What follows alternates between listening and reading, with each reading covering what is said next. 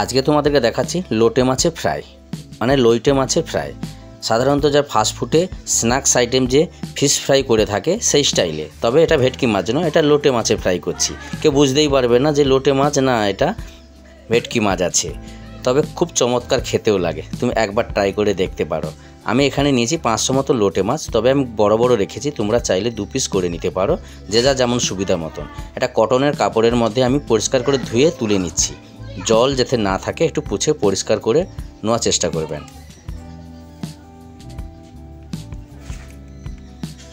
তারপরে আমি মশলা বেটে নিচ্ছি, কাঁচা লঙ্কা আর রসুন। তারপরে দিচ্ছি ধনে পাতা বাটা হয়ে গেলে দিয়ে দিচ্ছি কাসুন্দি সস আর নুন। দিচ্ছি কর্নফ্লাওয়ার 1 চামচ, কর্নফ্লাওয়ার না থাকলে অ্যারারুট ব্যবহার করতে পারো, আর গোলমরিচ আর সরষের তেল, পাতি লেবু দিয়ে ভালো করে মেখে নেব। মাখা হয়ে গেছে। 1 পিস 2 পিস এইভাবে এক এক করে পিস আমি দিয়ে মেখে নিচ্ছি। ভালো করে ম্যারিনেট করে দিয়ে রেখে দিতে হবে। 1 থেকে 2 ঘন্টা পরে এসেছি। একটা ডিম নিয়েছি আর আমি ব্রেড ক্রাম্ব নিয়েছি।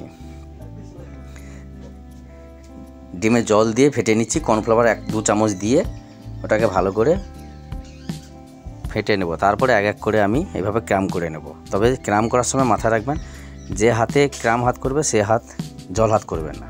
সিঙ্গেল ক্রাম করে আমি যে মশলাটা বাকি ছিল সেই মশলাটাকে আমি ওই ক্রাম জলের মধ্যে দিয়ে দিচ্ছি। দিয়ে আমি এবারে ডবল ক্রাম করে নেব। তবে চেষ্টা করুন বেশি চেপে এটা ক্রাম করবেন না, কেন বেশি ব্রেড ক্রাম গেলে ভালো লাগবে না খেতে। চেষ্টা করবো যতটা পারে হালকা রাখার জন্যে। ডবল যেহেতু করছো, আমি ডবল করছি, তো যেহেতু আমি বেশি চাপছি না। এইভাবে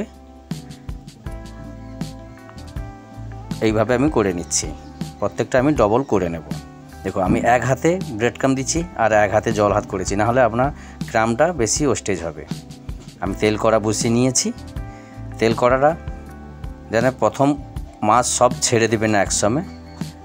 তেলটা ভালো করে গরম হলে প্রথমবারে 1 পিস ছেড়ে ফ্রাই করবে। 1 পিস হলে তারপরে সব মাছ ছাড়বে। দেখো 1 পিস আমি কি সুন্দরভাবে গোল্ডেন ফ্রাই হয়ে গেছে, খুব সুন্দর দেখতে লাগছে। তবে একেবারে মাথা রাখবে, একেবারে সব মাছ ছাড়বেন না। প্রথমে 1 পিস হয়ে গেলে তারপরে মাছ 3-4 পিস করে মাছ, তেল যতটা থাকবে সেই অনুযায়ী মাছ ছাড়বে। প্রথমে একটা ফ্রাই করে তেলটা ভালো করে পেকে গেছে, এবারে আমি 2-4 পিস করে ফ্রাই করছি। দারুণ টেস্ট, দারুণ খেতে হয়ে থাকে। একবার বন্ধুরা তোমার ট্রাই করে দেখতে পারো, লোটে মাছের ফ্রাই এত সুন্দর হয়ে থাকে। Fish fry complete. এবারে গরম গরম সার্ভ করুন। কাসুন্দি সস আর না তো টমেটো সস এবং ধনেপাতার চাটনি, যে যেমন পছন্দ করবে সেটা দিয়ে এটা সার্ভ করতে পারো। খেয়ে দেখুন, দুর্দান্ত দারুণ টেস্ট হয়ে থাকে। আজকের জন্য টাটা, আবার দেখা হচ্ছে নতুন কোনো রেসিপিতে।